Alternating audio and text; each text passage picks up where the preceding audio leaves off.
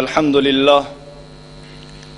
لله الذي هذب نفوسا طيبة بالتربية في مدرسة القرآن الكريم أمثال نفوس أبي بكر التقي النقي الحليم وعمر الفاروق معز الإسلام بإيمانه القويم وعثمان الشهيد المظلوم وعلي الحيدر أسد الله العظيم رضوان الله عليهم أجمعين، والصلاة والسلام على أصحابه نجوم الهدى وأهل بيته أجمعين إلى قيام يوم الدين.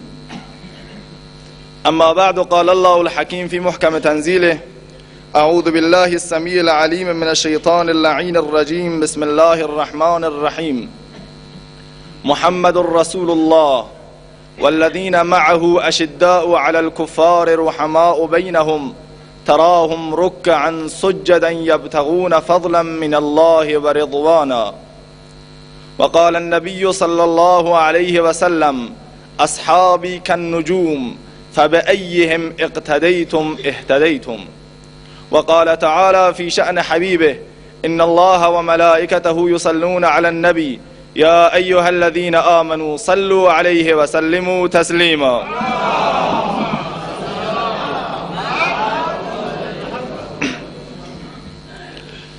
جان و دلم فدای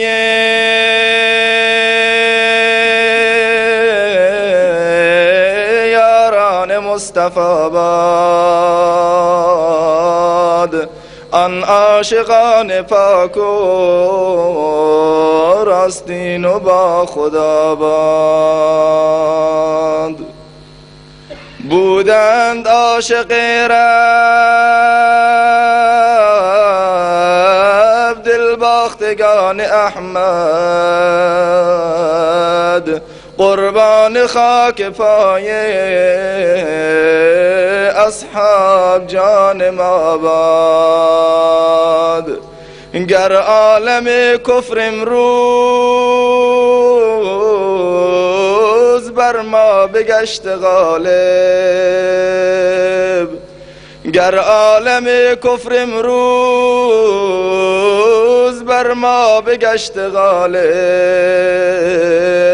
زیرا که ما نداریم مثل صحاب ایمان. بلغ العلا بکماله کشف الدجا بجماله، حسنت جمیع خصاله صلوا علیه و آله.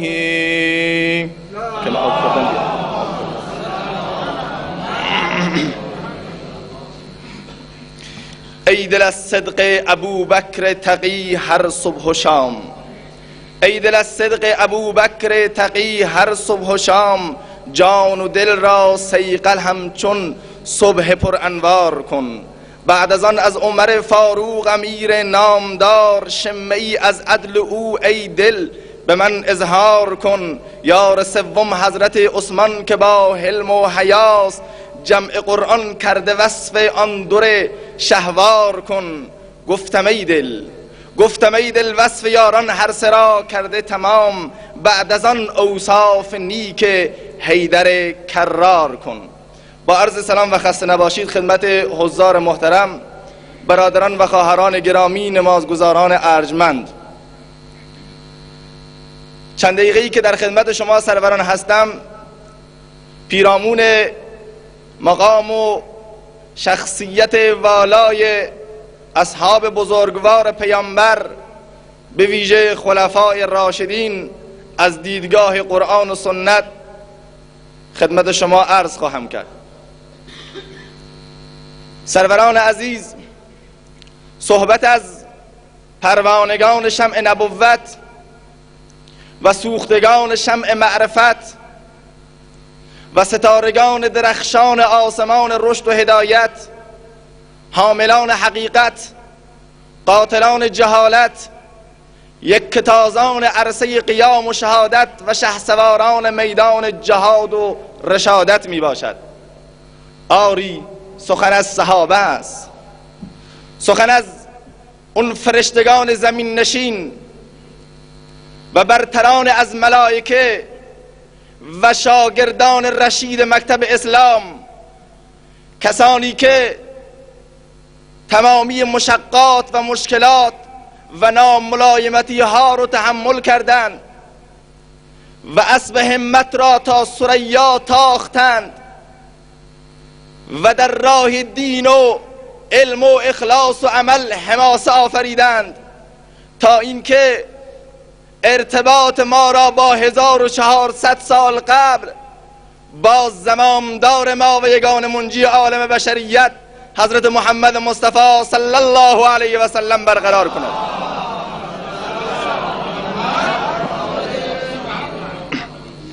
بله سروران عزیز، سخن از صحابه است، سخن از شاگردان مکتب رسول الله است، سخن از دانش آموزان مکتب نبوی است، کسانی که در طول عمرشان جانفشانی کردند، رشادتها و دلاوریها و حماسه آفرینیها به دنیا نشان دادند که تاریخ اسلامی و غیر اسلامی امروز و تا قیام قیامت بیانگر حقانیت اونها بوده و خواهد بود.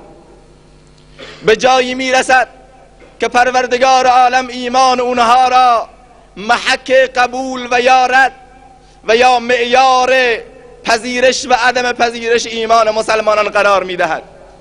در اون جایی که قرآن عظیم الشان با زبان شیوا میفرماید اعوذ بالله من الشیطان الرجیم فإن آمنوا بمثل ما آمنتم به فقد اهتدوا وإن تولوا فإنما هم في شقاق فسيكفيكهم الله وهو السمیع العلیم. در این آیات به اتفاق تمام مفسرین قرآن عظیم الشان ایمان صحابه را، ایمان پروانگان شمع رسالت معاب را، کسانی که زانوی تلمذ در مقابل رسول معظم اسلام و یگان منجی عالم بشریت زده بودند، ایمان اونها را محک قبول و یا رد ایمان مسلمانان قرار میدهد که فین آمنو، اگر ایمان بیاورند مؤمنین بعد از شما ای صحابه، فین آمنو به مثل ما آمنتم به مثل اونچه که شما ایمان آوردید، فقد اهتدوا، اونها هدایت شدن، راه مستقیم را طی کردن، پله های کمال را گذر کردن. و این تولوا، اگر ذره اونها تخطی بکنن از خط و مشی شما، از متابعت شما، از پیروی شما، از ایمان شما، فانما هم فی شقاق، اونها در ورطه نابودی و هلاکت بسیار بزرگی قرار گرفتن. لذا قرآن عظیم الشان در آیه دیگر میفرماید و من الناس من یقول آمنا بالله، قرآن عظیم الشان میفرماید که اینها میگن ما ایمان آوردیم همونطوری که مردم ایمان آوردن، یعنی صحابه. قرآن عظیم الشان سروران عزیز صحابه رضوان الله علیهم اجمعین را در بسیاری از آیات معیار و ملاک قبولی ایمان مسلمانان قرار داده است. و از این فراتر و بالاتر قرآن کریم خودشان از بالای سبع سماوات از زبان خداوند متعال از تمامی صحابه بزرگوار پیامبر خدا نه در یک آیه بلکه در چندین آیه اعلان رضایت می کند. در اون جایی که می فرماید محمد رسول الله، محمد رسول خداست، والذین معه اشداء علی الکفار رحماء بینهم، در این آیه قرآن کریم ویژگی ها و صفات بارز مؤمنان و اصحاب پیامبر را بیان می فرماید که والذین معه، کسانی که با محمد بودن دارای چه ویژگی ها و خصوصیاتی داشتن. الف، اشداء علی الکفار، در مقابل کفار، مشرکین، ملحدین، منافقین بسیار سخت مستحکم و در میان خودشان بسیار رؤوف و مهربان. تراهم رکعا سجدا، اینها رو همیشه در حالت عبادت و راز و نیاز و نیایش با پروردگار میبینی. یبتغون فضلا من الله و رضوانا سیماهم فی وجوههم من اثر السجود، که آثار سجده و آثار عبادت در سیمای اونها، در چهره اونها هویدا و آشکارا بود. در جای دیگر قرآن عظیم الشان میفرماید والسابقون الاولون من المهاجرین والانصار والذین اتبعوهم باحسان رضی الله عنهم ورضوا عنه، که در این آیه هم قرآن عظیم الشأن به صراحتاً اعلان رضایت میکند از سابقین اولین و از تابعین و بعد از اونها. در صلح حدیبیه و بیعت الرضوان در اونجا هم قرآن عظیم الشأن میفرماید لقد رضی الله عن المؤمنین اذ یبایعونک تحت الشجره. خداوند متعال از مؤمنینی که زیر درخت بیعت الرضوان دست بیعت رو در دست تو به نیابت از دست من الله قرار دادن اعلان رضایت فرمود. لذا بلا استثناء همه صحابه بزرگوار پیامبر، از بزرگترین اونها و گل سرسبد اونها حضرت ابوبکر صدیق رضی الله عنه گرفته تا کوچکترین صحابی که وحشی هست که 6 ماه ایمان می آورد و پیامبر خدا از دنیا می رود، همه اونها نزد اهل سنت عدول با ایمان و تقوا و ملاک و معیار تشخیص و تمییز ایمان مسلمان ها قرار داده شده است.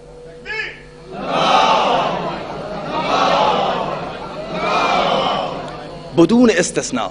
لذا همه صحابه بزرگوار پیامبر خدا برای ما حائز اهمیتند.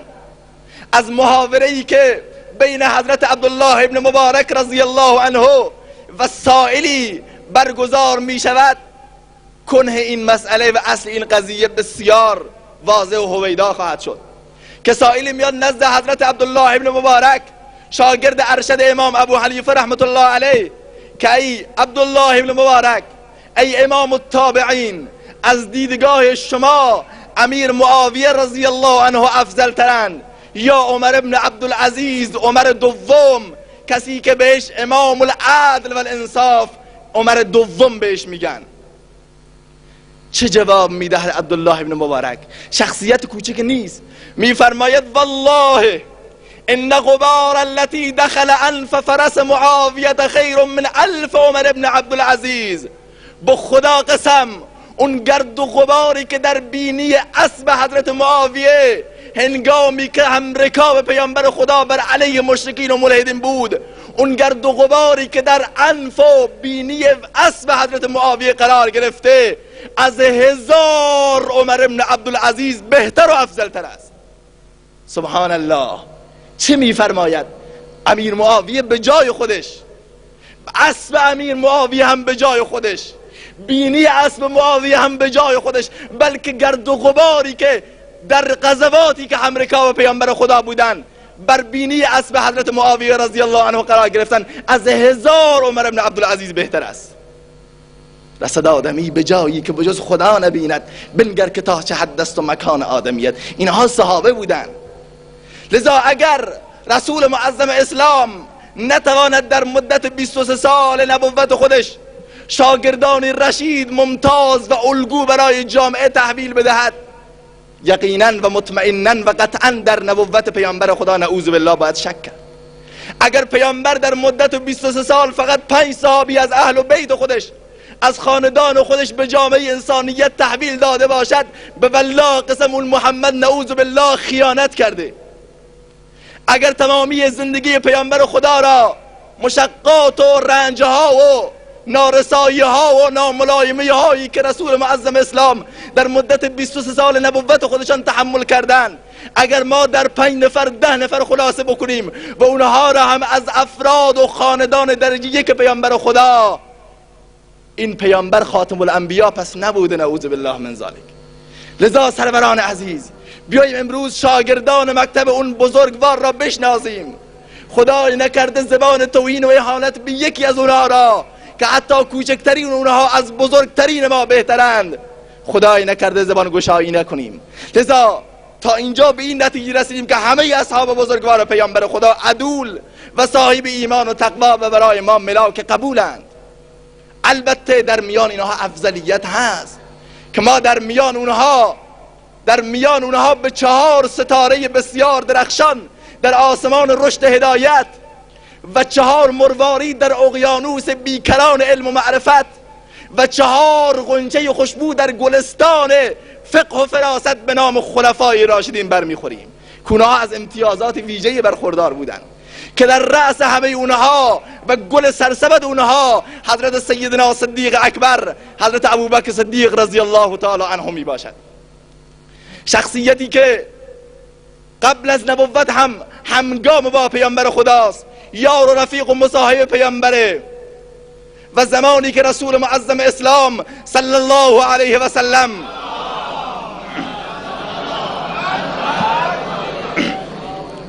ادعای نبوت میکنن و پیامبری خودشان را علنا اعلان میفرمایند، اولین شخصیت فرزانه‌ای که از خورشید اسلام پرتو روشنایی گرفت و فرهنگ منحط جاهلی را نکویش کرد و با این جمله ان کان قال فقط صدق بر تفکر جاهلیت خط بطلان کشید، سیدنا ابوبکر صدیق رضی الله تعالی عنه بودند.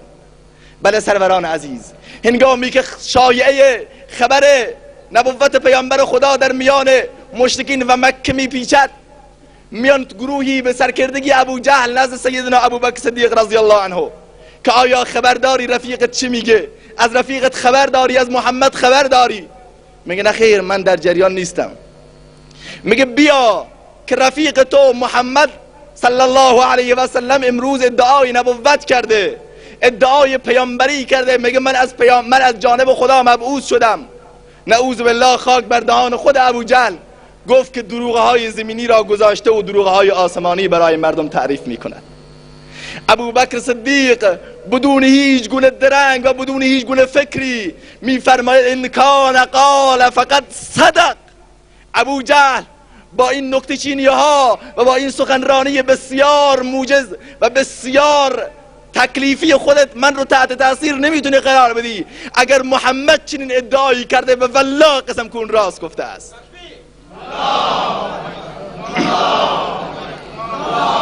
لذا از جلسه حرکت میکند، میاد نزد پیامبر خدا رسول معظم اسلام رو غمگین میبیند، میاد در محضر پیامبر خدا که ای رسول خدا، ای محمد، ای رفیق و دوست و مصاحب من، آیا جملاتی که من از کفار و قریش شنیدم در مورد نبوت شما صحت دارد و شما از جانب خدا پیامبری؟ رسول معظم اسلام فرمود بله. حضرت ابوبکر صدیق رضی الله عنه در اینجا فوراً اشهد ان لا اله الا الله و ان محمد رسول الله را خواندن. با مجرد اینکه کلام زیبا از دهان ابوبکر بیرون شد، اشکال رسول معظم اسلام سراسر گونه و رخسار پیامبر را پوشید. رسول معظم اسلام ابوبکر را با آغوش گرفت که ابوبکر به خدا قسم میفهمیدم از قبل تنها شخصیتی که بدون درنگ و بدون فکر به من محمد ایمان میآورد و منو تصدیق میکند ابوبکر صدیق رضی الله تعالی عنه میباشد.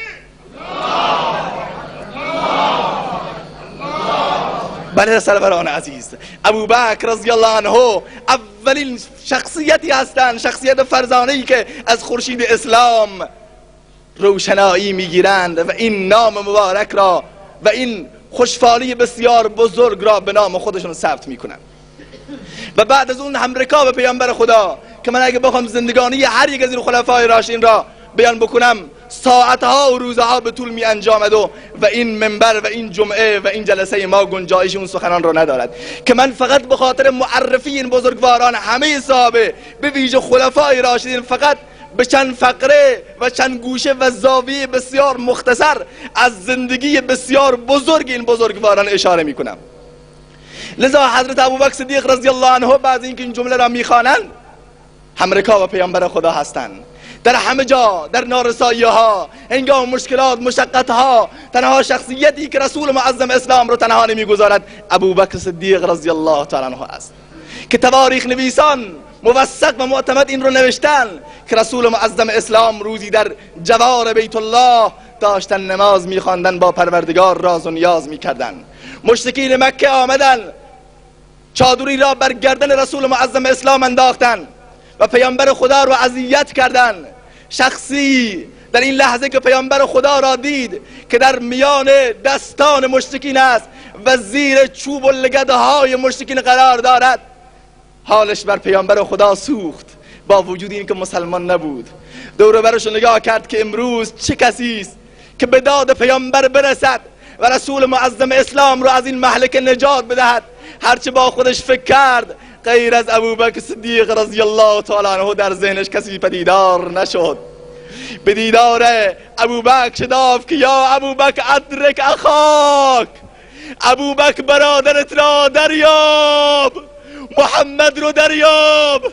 رسول الله رو دریاب که در زیر لگدها و چوبه های ددمنشانه کفار و قریش در جوار بیت الله قرار گرفته. ابوبکر صدیق رضی الله عنه دیوان وار بلند می شود، به کنار جدار بیت الله الحرام رسول معظم اسلام را میبیند با این ندا که اتقتلون رجلا ان یقول ربی الله، آیا فردی را میکشید که میگوید پروردگار من خداست؟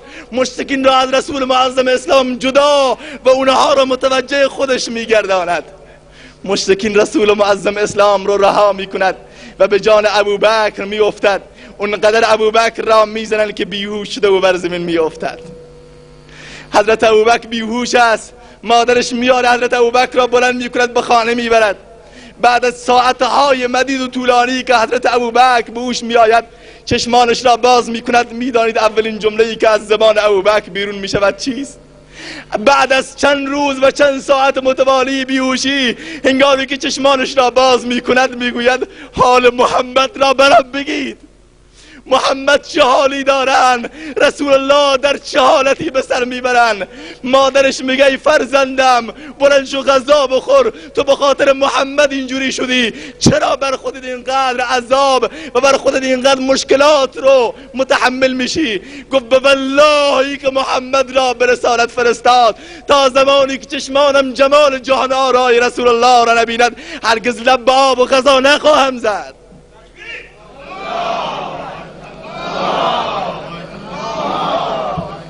این کمال عشق، کمال محبت، کمال عطوفتی که حضرت ابوبکر صدیق رضی الله عنه به رسول معظم اسلام صلی الله علیه و سلم داشتن.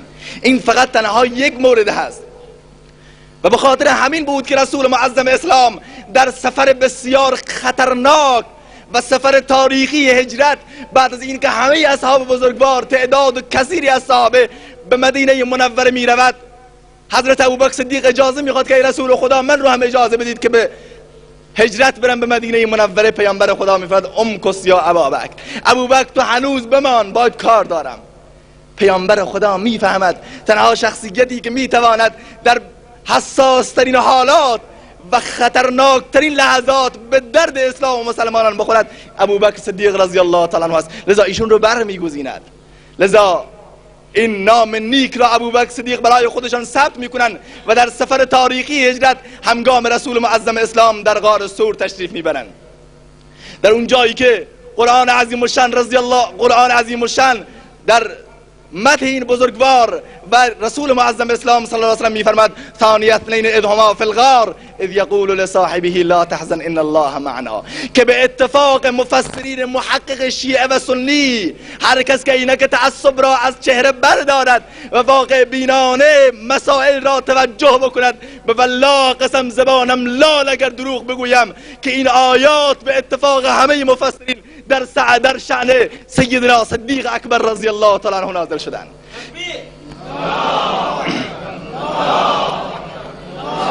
که شعرا در این زمینه نغمه سرایی کردن. حضرت عطار نیشابوری که در نیشابور است، یکی از شعرای بزرگوار اهل سنت میفرماید خواجه اول که اول یار اوست، ثانی اثنین اذ هما فی الغار اوست، که دومین نفری که در غار ثور با پیامبر خدا بود زمانی که رسول معظم اسلام را بر دوش خودش گرفته بودن، حجاجی که رفتن غار ثور را دیدن که بر چنان کوه شامخ و بلندی قرار دارد، رسول معظم اسلام نای و توان راه رفتن رو ندارد، ابوبکر صدیق رضی الله عنه در این زمان شتر رسول معظم اسلام قرار میگیرد. حضرت ابوبکر صدیق است که رسول معظم اسلام را بر کولش سوار میکنند و به غار ثور میفرستند و زمانی که داخل غار میرود همه سوراخ ها رو میبندد و با یک سوراخ پای خودش را قرار میدهد. بله ماری میاد، مار عاشق هر کجا سر میکشید لیک راه آن مار پیدا نبود. مار عاشق آخر پای صدیق عزیزت را گزید، لیک عاشق را ز نیش مار هم پروا نبود. ابوبکر صدیق مار داره نیشش میزنه به زمان آسون سروران عزیز، ولی پاشو تکون نمیده که مبادا الناس بر مولای ما. به حدیث اشاره میکند که پیامبر خدا میفرماید امین ترین مردم در مال و صحبتم ابوبکره. آن امن الناس بر مولای ما، آن کلیم طلعت سینای ما، همت او کشت ملت را چو ابر، ثانی اسلام و غار و بدر و قبر. الله اکبر.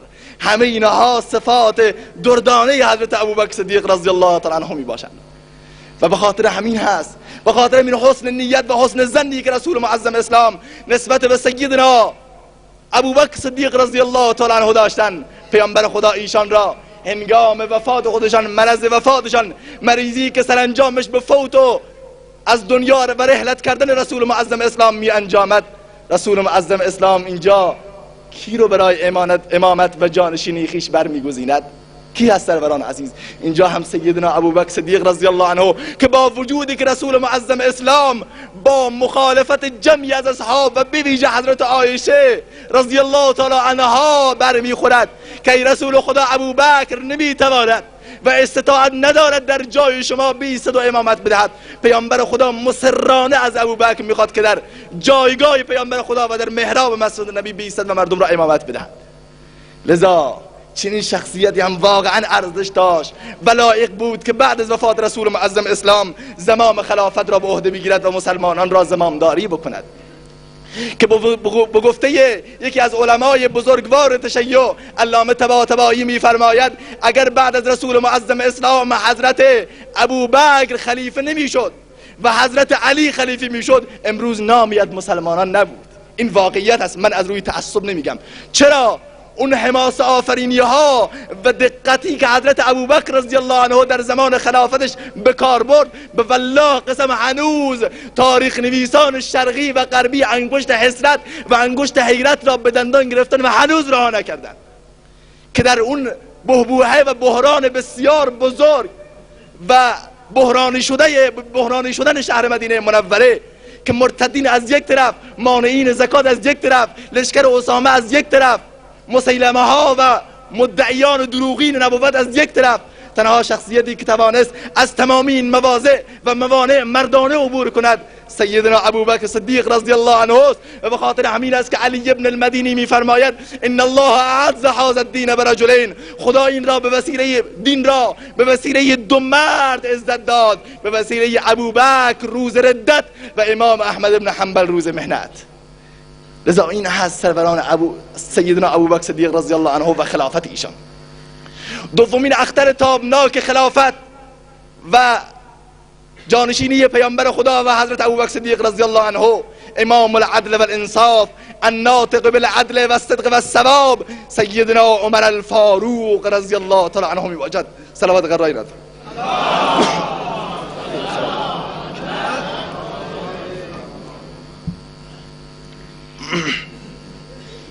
بله سروران عزیز. دومین نفر حضرت عمر فاروق رضی الله عنه که به چند زاویه و چند نکته از زندگی نامه این بزرگوار هم خدمت شما سروران عزیز با توجه به ضیق وقت اشاره کنم. حضرت عمر رضی الله عنه، عمری که با اسلام آوردنش اسلام رو تقویت بخشید، عمری که رسول معظم اسلام آرزوی مسلمان شدن او را می کند. بله عمر امروز محمد رسول الله دعا می کند که اللهم اعز الاسلام به احد العمرین، خدایا من میدانم که اسلام، درخت اسلام بارور نخواهد شد مگر زمانی که زمام این امت را حضرت عمر فاروق رضی الله عنه به کف نگیرد.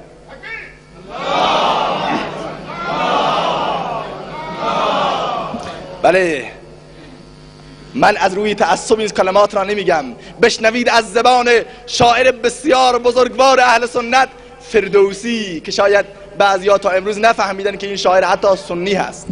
چه میفرماید در نعت سیدنا ابوبکر صدیق و عمر فاروق که خورشید بعد از رسولان مه، نتابید بر کس ز بوبکر به، که خورشید بعد از پیامبران بر کسی بهتر از ابوبکر هرگز نتابیده، که خورشید بعد از نبیان مه، نتابید بر کس ز بوبکر به، عمر کرد اسلام را آشکار، عمر کرد اسلام را آشکار، بیاراست گیتی چو باغ بهار.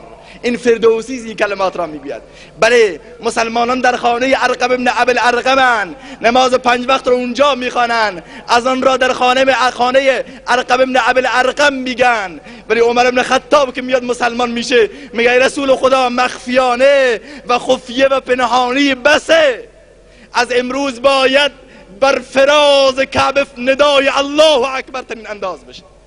عمر تحمل ندارد، عمر گنجایش ندارد کاری را مخفیانه انجام بده، لذا عمر کرد اسلام را آشکار. سروران عزیز، عمر بن خطاب رضی الله عنه در خدمت رسول معظم اسلام چنان جانفشانی می کند که پیامبر خدا می فرماید لو کان بعدی نبی لکان عمر بن الخطاب، که اگر بعد از من پیامبری باشه اون 100% حضرت عمر بن خطاب رضی الله تعالی عنه خواهد بود. که عطار نیشابوری هم می فرماید سپهر دین عمر خورشید خطاب، چراغ 8 جنت شمع اصحاب. رسولش گفت گر بودی دیگر کس، نبی جز من نبودی جز عمر کس. اگر بعد از من پیامبری بود عمر بن خطاب رضی الله تعالی عنه بود. این جمله را چرا پیامبر خدا فرمودن؟ چون که این لیاقت و شایستگی را در وجود حضرت عمر رضی الله تعالی عنه احساس می‌کردند.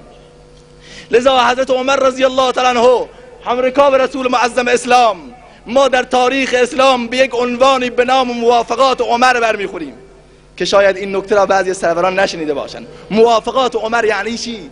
یعنی بیش از 18 جا قرآن عظیم الشأن قول حضرت عمر رضی الله عنه را تأیید می‌کند. سبحان الله. در واقعه بدر زمانی که مسلمانان پیروز میشن و تعداد بسیار زیادی اسیر میگیرن، رسول معظم اسلام با اصحاب خودش به مشورت می نشیند که با این اسرا چه کار بکنیم؟ رهاش بکنیم، آزادشون بکنیم، فدیه بگیریم یا بکشیم اونها رو؟ از سرا خالی نیست.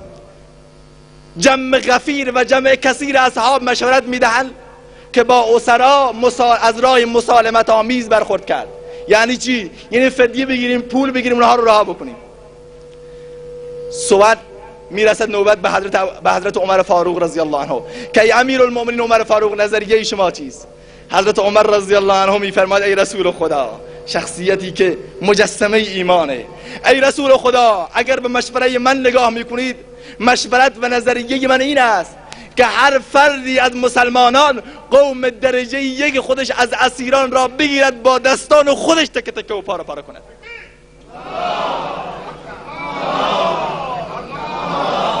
برای چی؟ برای اینکه به دنیا و به جهانیت اثبات بکنیم که اسلام و مسلمانان نسبی با کفار و مشرکین ندارن، بلکه دل به محبوب حجازی بسته‌اند، زین سبب با یکدیگر پیوسته‌اند.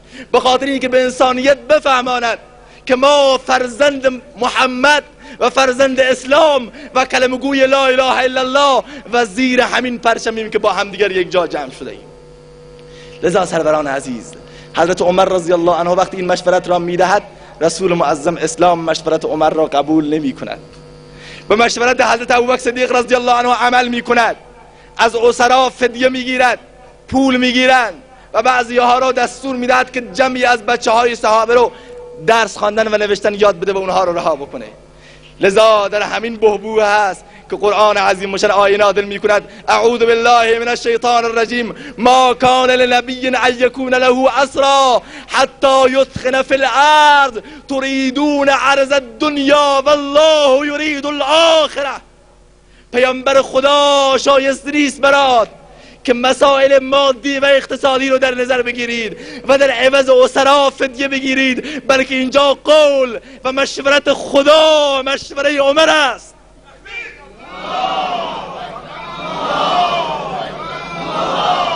مشورت خدا مشورت عمر است. این یک مسئله هست. 16-17 جا و بلکه بیشتر از اون ما در قرآن موافقات عمر داریم که قرآن عظیم مشن طبق میل و گفته و گفتار عمر بن خطاب رضی الله عنه آیه نازل می کند.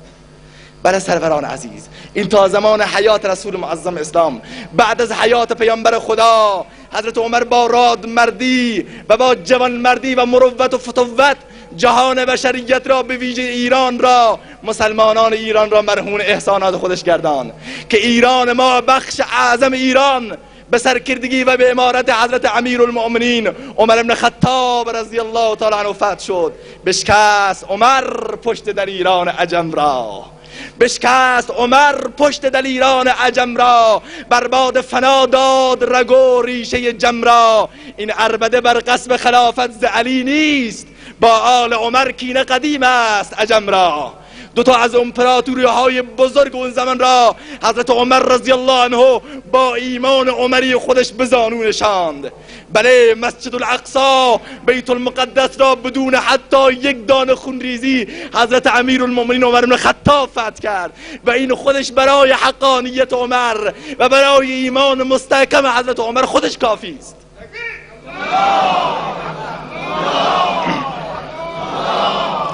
بله سروران عزیز، حضرت اقبال لاهوری رحمت الله علیه میفرماید ای تو را فطرت ضمیر پاک داد، از غم دین سینه سجاک داد.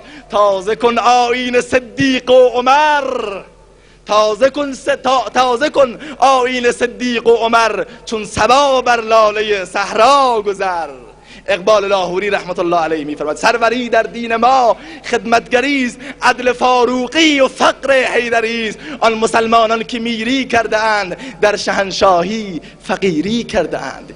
این هست حضرت عمر بن خطاب رضی الله عنه. امروز اگر ما مسلمانیم در ایران و امروز ما داریم نماز جمعه برگزار میکنیم، به والله قسم همه ما مرهون احسانات حضرت عمر بن خطاب رضی الله عنه هستیم. وگرنه اگر ایشان نمی آمدن به ایران ما، خدا میداند امروز ما مجوسی بودیم یا آتش پرست.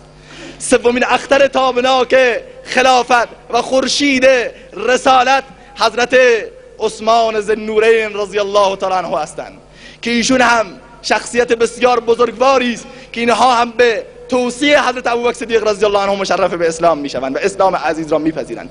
با مجرد اینکه مسلمان میشن چند سالی نمیگذرد، چند وقتی که رسول معظم اسلام خودشان شخصا یکی از دختران خودشان را، لخت جگرش را، عضوی از بدن خودش را، حضرت رقیه را رسول معظم اسلام به نکاح و ازدواج حضرت عثمان در می آورد. اینها چه کسانی بودن سروران عزیز؟ از دوتای اولی دخترشان را به نگاه خودش در میاره پیامبر خدا و دوتای آخری را خود رسول معظم اسلام دخترشان را به عقد اونها در می آورد که بعد از چند وقتی دختر رسول معظم اسلام حضرت رقیه در بحبوحه برگزار شدن جنگ بدر، حضرت رقیه از دست می رود، از بین می رود، وفات می کند. رسول معظم اسلام دختر دومش را حضرت ام کلثوم را به نکاح حضرت عثمان در می آورد و بعد از چند وقتی که حضرت ام کلثوم از دنیا می رود، پیامبر خدا چی میفرماید که به والله قسم اگر دختری دیگر می داشتم، اگر چند دختر دیگر می داشتم، بازم یکی پس از دیگری به نگاه عثمان در می آوردم. این حقانیت عثمان را، بزرگی حضرت عثمان را، حیا و شرافت حضرت عثمان رضی الله تعالی عنه را اثبات می کند که باز هم عطار نیشابوری رضی الله عنه در متن این بزرگوار هم می فرماید خواجه سنت که نور مطلق است، بل خداوند دو نور برحق است. آن که غرق بحر عرفان آمده است، صدرالدین عثمان عفان آمده است. رفعتی کان رایت ایمان گرفت، از امیر المؤمنین عثمان گرفت. لذا سروران از این عثمانی است که رسول معظم اسلام زمانی که عثمان داخل خانه می شود، بلند می شود، جمع جور می نشیند، آیشه سوال می کند که ای رسول خدا، اصحاب بزرگوار دیگر آمدن، شما با حالت خودتان بودید، چرا زمانی که عثمان آمد جمع جور نشستید؟ فرمود الا استحیی من رجل یستحیی منه الملائکه. آیا ای عایشه من از مردی که ملائکه از او حیا میکنن من حیا نکنم؟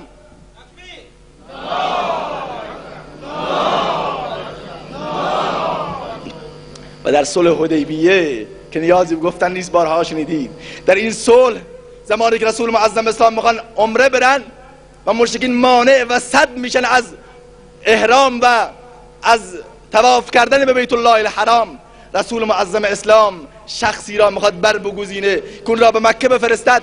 در میان جمع اصحاب خودش غیر از حضرت عثمان رضی الله عنه کسی را لایق‌تر نمیبیند، لذا حضرت عثمان رضی الله عنه را به عنوان نماینده خودشان به مکه مکرمه میفرستد که بعد از شایعه شدن قتل حضرت عثمان رضی الله عنه بیعت الرضوان صورت میگیرد که همه اصحاب بزرگوار پیامبر خدا میان بیعت علی الموت میکنن، بیعت بر مرگ، یعنی دست خودشان را در دست رسول خدا به نیابت از خداوند متعال، یعنی دست خودشان را در دست خدا قرار دادن در واقع. بیعت کردند و در اینجا بود که عثمان حضور نداشت. رسول معظم اسلام دست مبارکشان را به جای دست عثمان قرار دادند. مسلمانان در این نکته بسیار توجه بکنید. پیامبر خدا عضوی بسیار شریف و بزرگ از اعضای بدنشان را به جای عثمان قرار میداد و میفرماید هذه ید عثمان، این دست عثمانه که در دست محمد قرار میگیرد.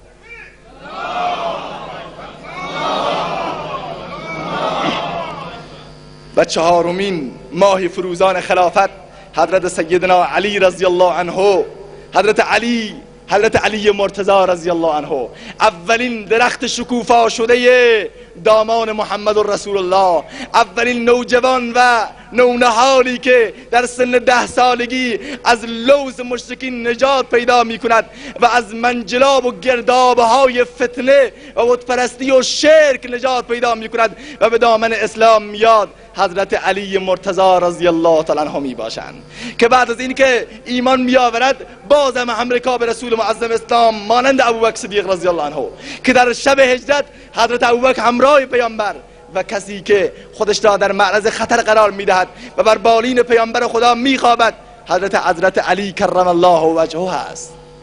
حضرت علی که رسول معظم اسلام محبوب ترین دخترشان را به نام حضرت فاطمه رضی الله تعالی عنها را به عقد حضرت علی در می آورد. حضرت علی که رسول معظم اسلام ناراحتی او را برداشت نمی کند سروران. در غدیر و خم زمانی که مشکلی بین حضرت علی و خالد و اهل یمن پیش می آید، رسول معظم اسلام با این حدیث من کنت مولا فعلی مولا، پیامبر خدا این نکته را اثبات می کند که مردم هر که من دوست او هستم علی هم دوست اوست. هر کس منو دوست داره باید علی را هم دوست داشته باشد و هر کس با علی بغض بکند من رسول معظم اسلام هم با او دشمنم. حتی پیامبر خدا ناراحتی علی را که حتی کوچکترین فردی با علی دشمنی و عداوت داشته باشد تحمل نمی کند. لذا اقبال لاهوری رحمت الله علیه، مسلم اول شه مردان علی، عشق را سرمایه ایمان علی، از ولای دودمانش زنده ام، در حیاتم مثل گوهر تابنده ام. حضرت مولانا روم رحمت الله علیه از علی آموز اخلاص عمل، شیر حق را دان منزه از دغل، در مروت خود که داند کیستی، در شجاعت شیر ربانی استی، در مروت خود که داند کیستی، تیغ حلمت جان ما را چاک کرد، آب علمت خاک ما را پاک کرد. حضرت علی کرم الله وجهه در غدیر خم پیامبر خدا به عنوان محبوب و دوست و معشوق خودش معرفی میکند. لذا اینها بودن سروران اصحاب بزرگوار پیامبر خدا. لذا ما نباید به نوشته های تاریخ نگاران، ملحدان، مغرضان، مستشرقان، کسانی که به انواع مختلف میخواستن چهره تابناک و منور اصحاب بزرگوار پیامبر خدا را خدای نکرده غبار آلود بکنن و یا چهره سیاه و کبودی از اونها به نمایش بگذارن، جوانان عزیز نباید گول اونها را بخوریم. مراد ما و هدف ما از بیان کردن زندگی نامه اصحاب بزرگوار و مقام و شخصیت همه اصحاب بزرگوار به ویژه خلفای راشدین این هست که جوانان ما الگو بگیرن، جوانان ما با تأسی از خلفای راشدین و همه صحابه بزرگوار پیامبر خدا زندگی روزمره خودشان را اداره بکنن. ولی افسوس که اون روح در جوانان ما نیست.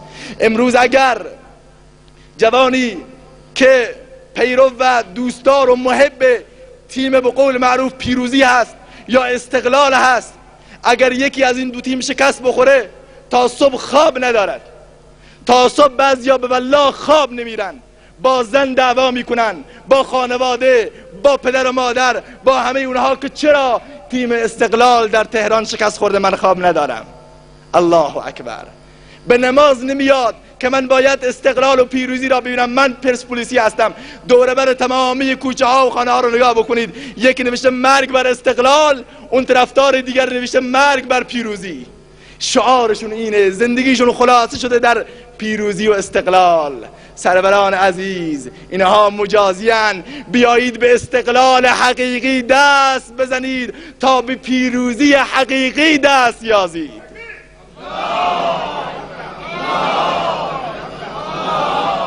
جوان ما امروز یک بازیگر فیلم را به عنوان بهترین قدوه خودش بالاخره معرفی میکند. راه رفتنش را، خوردنش را، نوشیدنش را، حرکات و سکاناتش را سعی میکنه همه را طبق اون بازیگر و مدل و فرم کن راه میره، باید این هم راه بره و با خودش مینالد که من از فلانی الگو گرفتم. اما وای بر تو سروران عزیز، ما فرهنگ غنی داریم، ما اصحاب بزرگواری به نام خلفای راشدین داریم، نیازی نیست که ما از بقیه تأسی بگیریم.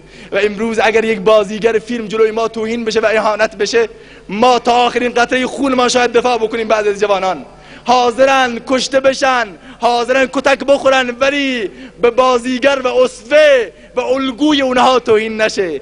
ولی امروز به در و دیوار اگر اهانتی به عمر فاروق بشه، به ابوبکر صدیق بشه، به عثمان غنی علی مرتضی بشه، انگار نه انگار پشه هم ما را نمیگذد.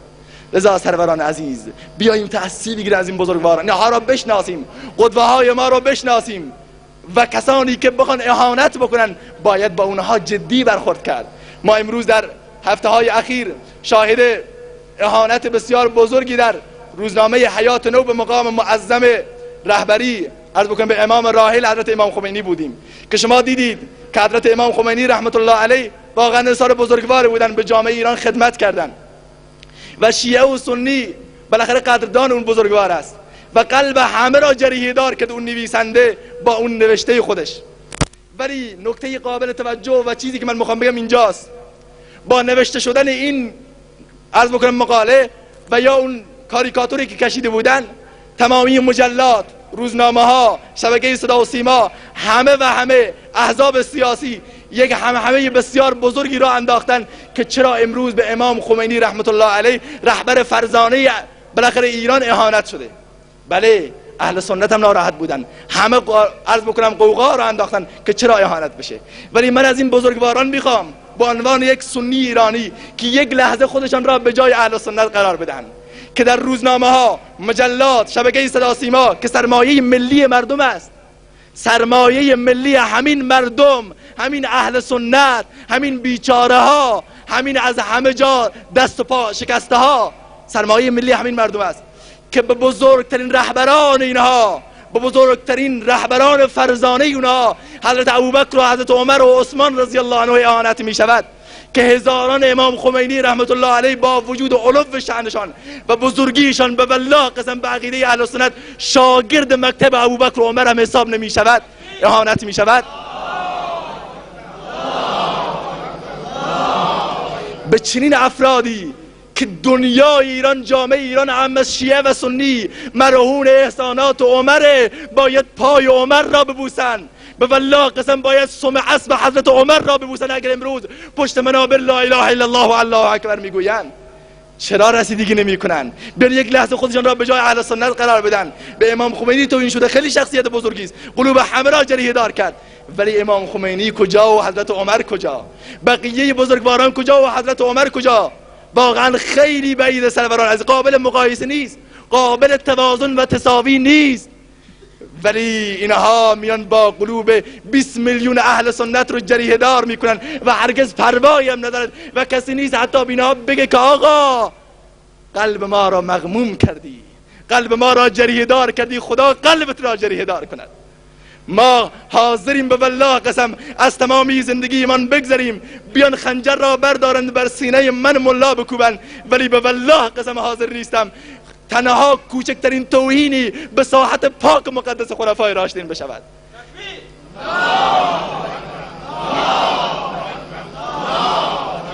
بله روزنامه جام جم، کتاب ها و رساله ها که را به جای خودش، سریال هایی که پخش می شود، سریال امام علی و بقیه اونها، طلحه و زبیر را تصویر بسیار بدی از اونها میکشد به جای خودش، که امروز میری دانش آموزان ما، نونهالان ما، نوباوگان ما به والله قسم در مدارس امنیت مذهبی ندارن. چه پخش میکنن دست بچه های ما بدن، چه مسابقه هایی که امروز برگزار کردن، بچه کودک اهل سنت آورده دست من که این را برام حل کن.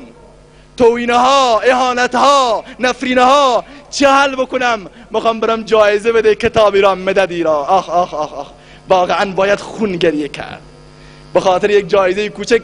عقیده ها و آرمان های رفیع اهل سنت را زیر سوال میبرم متاسفانه. لذا ما را هم رفیق خودشون قرار بدن، ما را هم لحظه‌ای با خودشون بگیرن و بفهمن که واقعا اهل سنت حق و حقوقی دارن و میخوان و تقاضا دارن که به رهبران مذهبی اونها و نه تنها رهبران بلکه اسوگان اونها که حضرت ابوبکر و عمر و طلحه و زبیر و بقیه بزرگواران است کوچکترین اهانتی نشه. خداوند متعال را از خداوند متعال میخواهیم که به همه دولت مردان ما توفیق رو عنایت بفرماید که بتوانند در مقابل این سیل خروشان اهانتی که بر علیه این بزرگواران را انداختن، خداوند متعال اونها رو توفیق بده تا جلوگیری بکنن و خدای نکرده باعث تشتت و تفرق بین مسلمانان نشن و قلوب جریحه دار اهل سنت را که از زمانها و سالها و زمان طولانی و مدیدی قلبهای اینها مجروح بوده، از این بیشتر نمک روی زخم ماها نباشند. بگذارن ما به همین حالت باشیم و 4 رکعت نماز ما را بخوانیم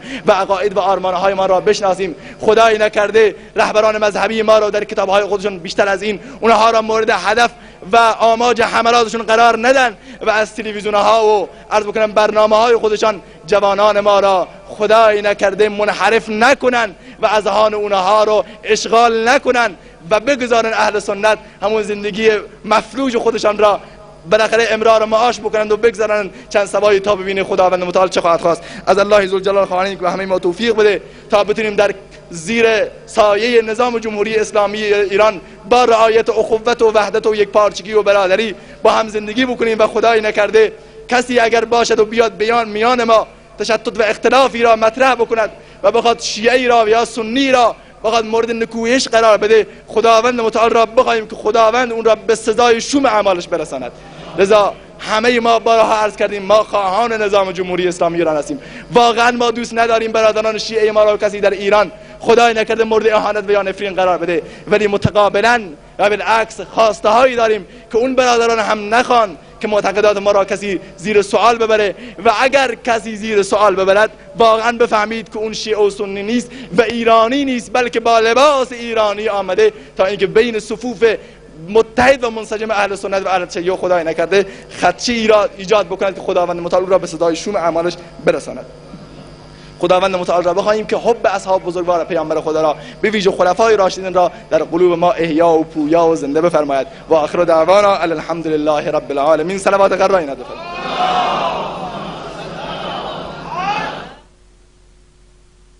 بله وقتم زیاد